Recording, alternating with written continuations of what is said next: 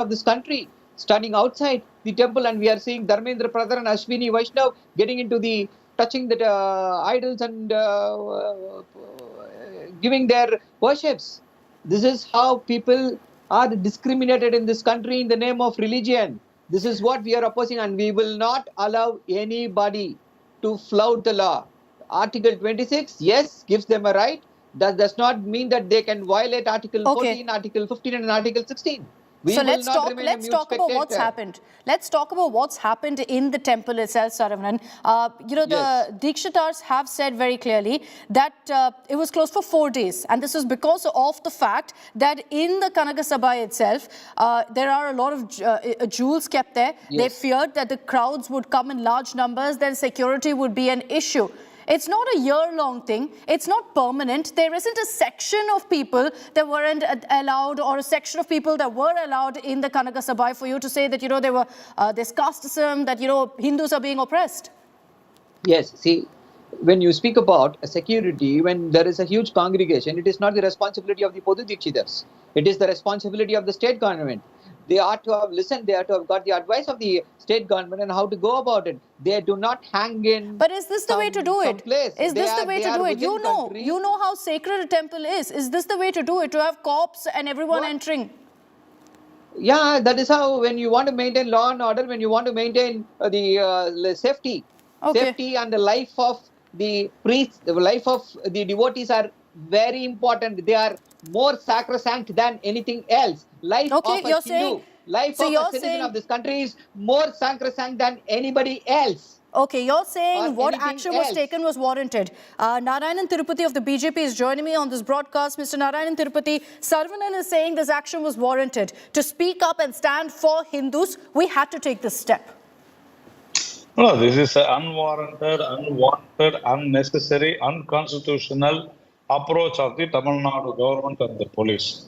The HRNC department, the government doesn't have any right to enter inside the temple, that too with a huge police force. Hundreds of policemen unnecessarily barging into the temple, creating a huge confusion, conflict, and they were trying to intimidate the Dikshitars who have the right to do puja and who have the right to manage the temple. The Supreme Court's judgment is very, very clear about this temple, and in spite of that, in order to take control of the temple, the minister as well as the other officials of the Tamil Nadu government has very clearly violated, the rights of the temple and also of the defense, the DMK is saying, Mr. Narayanan Tirupati, that first, there are only some Hindus that are allowed up, others aren't, that these kind of practices by these Podu Dikshitars cannot be allowed, that the government has a certain responsibility to Hindus, to the people who want to go there and pray.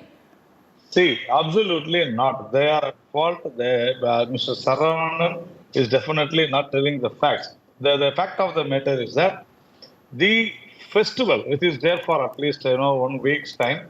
What do you call this?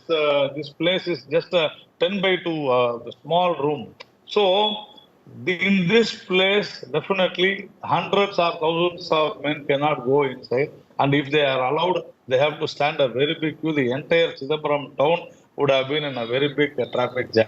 So that is the reason. Then normally, in all the temples, you have the main deity will stay there, and only the other deity will be carried up. But in this issue, the main deity will be going throughout the town of Chidambaram, and the entire main deity has got several lakhs worth of jewels wearing in it. So, for security reasons, they don't allow anyone. So it wasn't discrimination. You're saying it wasn't discrimination. Saravanan, I want your response to the question that the BJP is posing.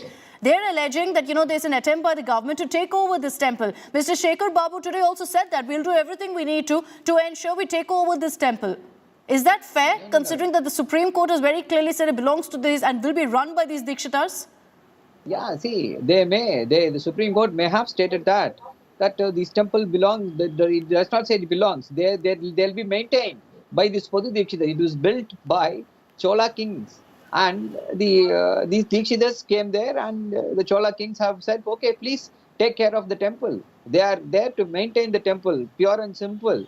But that's what they're doing. That's what they're doing. And don't you think, no, they're not, Saravanan, for all the Hindus who are right now objecting, saying that it's not okay, we feel offended, our sentiments are hurt when cops have entered, these sacred parts of the temple in this manner.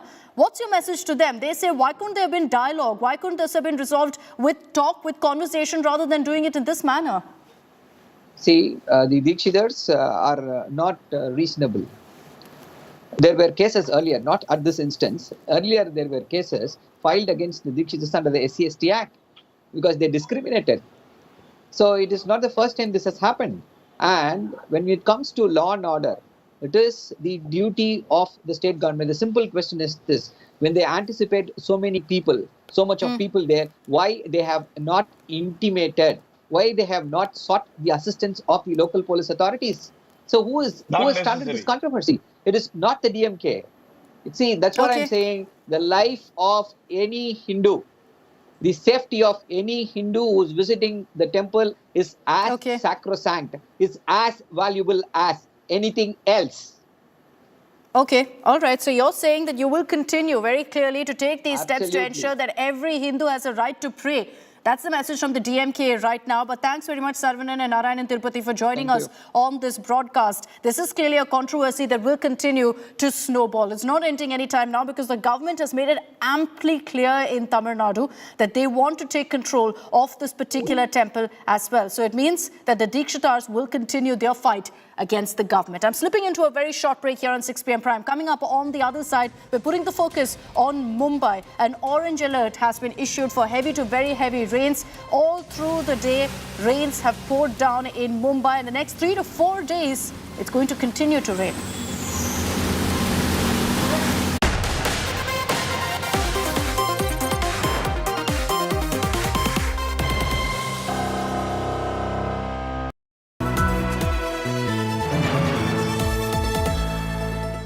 Best colleges of the country. Which one will boost your aspirations? From courses to placements, know them all. India Today Best Colleges Survey 2023. Issue out this Friday, 23rd June. Subscribe now to indiatoday.in/subscribe.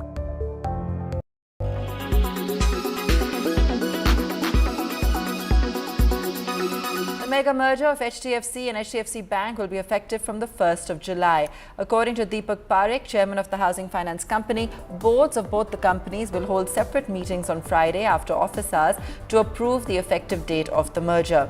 He added that HDFC shares would be delisted from the exchanges on 13th of July.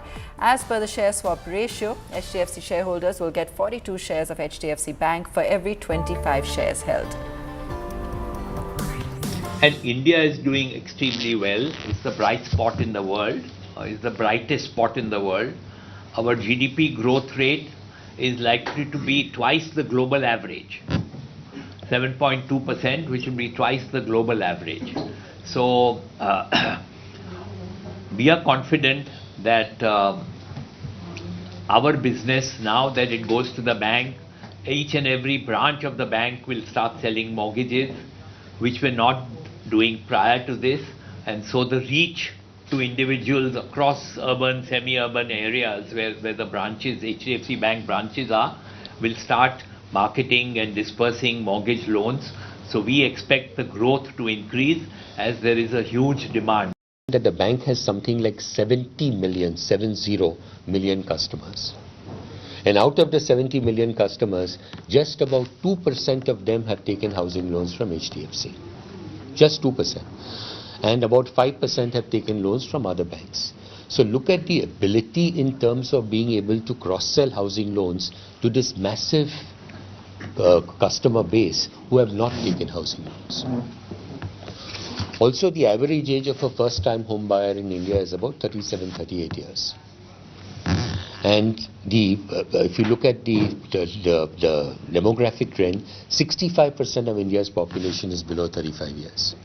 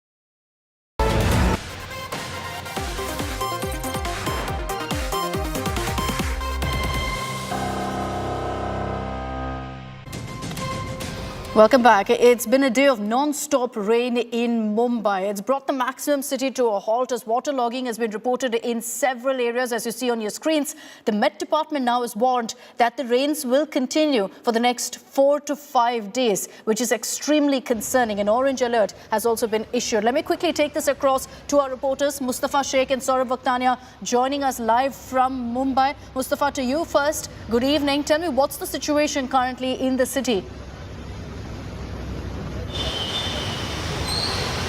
Good evening, Akshita. As of now, the rains have stopped at several parts. But since morning, if you take out about 8:30 a.m. to 2:30 p.m., there was about 100 mm rainfall in Daisar and Bayandar areas, which is Mumbai and nearby Mumbai area. Now the rains have stopped, but the BMC and other agencies are preparing that there can be heavy rains in the coming few days, and they are taking measures likely. It's been also advised to people to venture out only if necessary and go through the routes to say what changes can happen. Yes. There's going to be more rain in the next few days. Saurabh, is the city prepared for another 4 to 5 days of similar level of rainfall, of 4 to 5 days of rain?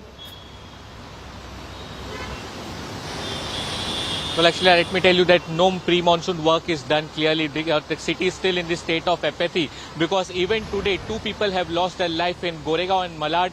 38-year-old and 32-year-old people, men have lost their life after a tree fell on them. And not just in Mumbai, but in Thane, Navi Mumbai and other parts of the city, we clearly saw that how waterlogging have taken place, and over the past, no lessons learned. And therefore, again, this year now, the Shiv Sena in the opposition are targeting the government of BJP and Shinde that how only 100 mm of rain and waterlogging is taking place. Earlier, during 200 and 300 mm of rain, waterlogging used to take place. But now, just with 100 mm of rain, Mumbai city and other outskirts are getting flooded. Okay, we'll keep tracking the situation closely and alert all of you Mumbaikars watching this broadcast on what's the situation. Thanks, Saurabh and Mustafa, for getting us those updates. That's all we have time for in this edition of 6 p.m. Prime. Thanks for tuning in. Coming up on the other side is a sports special with Nikhil Nas.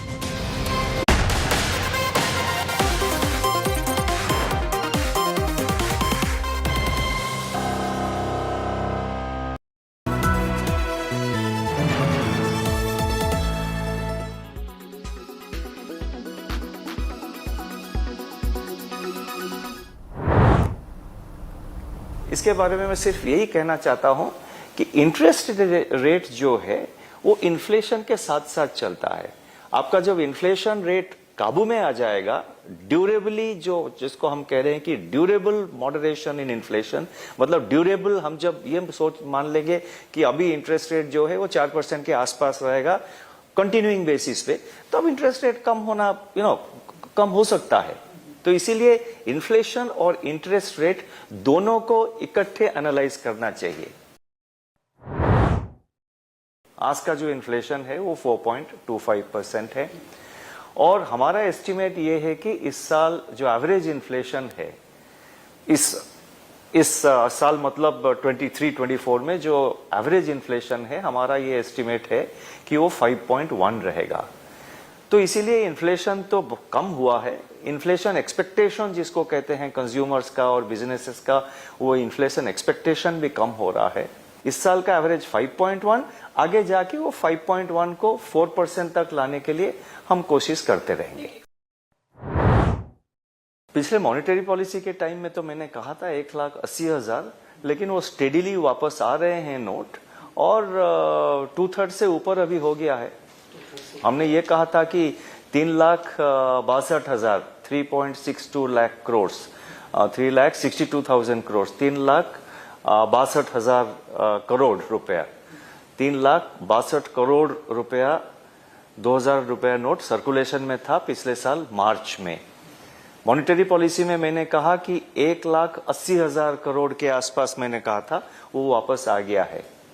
अभी जो है 2/3 मतलब अब आंकड़े लगा सकते हैं, उसके ऊपर उसको क्रॉस कर गया है। 2/3 अभी आ गए वापस। एक चीज मैं आपको बहुत साफ कह सकता हूं कि जो 2,000 रुपया का जो नोट अभी वापस ले रहे हैं, उसका इकोनॉमी के ऊपर कोई नेगेटिव इफेक्ट नहीं आएगा। चैलेंज ये रहेगा, 2 या 3 चैलेंज। एक तो है इंटरनेशनल अनसर्टेनिटी, जो वॉर के कारण जो अनसर्टेनिटी, मतलब इंटरनेशनली जो अभी अनसर्टेनिटी है, जियोपॉलिटिकल टेंशन जो कह रहे हैं जिसको, वो तो अभी कंटिन्यू कर रहा है, वो खत्म नहीं हुआ। उसका क्या फॉल आउट होगा, क्या स्पिल ओवर होगा बाकी देशों को, वो तो सिर्फ समय पे पता चलेगा कैसा वो इवॉल्व हो रहा है। बाकी जो अनसर्टेनिटी है वो एक तो है नॉर्मल मॉनसून है, लेकिन एक एल नीनो सिंड्रोम का जो है फोरकास्ट भी है। वो कितने हद तक एल नीनो सीवियर होता है उसको देखना पड़ेगा। और मेनली वेदर रिलेटेड इवेंट्स जिसका कि असर हमेशा वेजिटेबल प्राइसेस के ऊपर बहुत रहता है। तो ये सारे अनसर्टेनिटीज है और उसके साथ हमको डील करना पड़ेगा।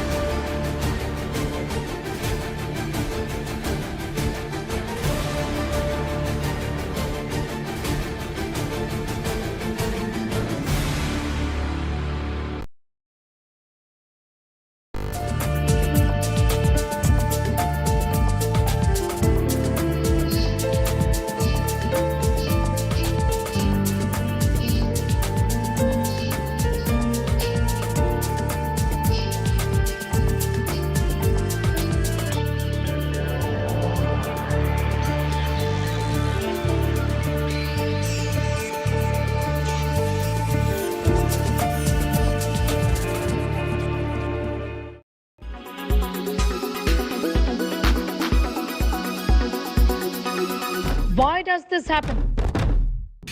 Let me tell you the science behind it.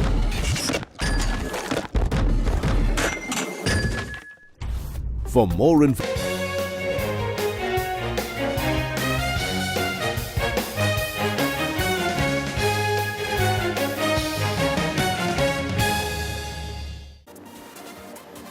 hello and welcome to our special broadcast where we're building up for the biggest prize in cricket, the Cricket World Cup, which is still about 3.5 months away. But ever since the World Cup schedule was announced a little more than 24 hours ago, the biggest talking point has been 15th of October, because that is going to be the day where India and Pakistan play. That game is scheduled to be played in Ahmedabad, and if you were to try to look for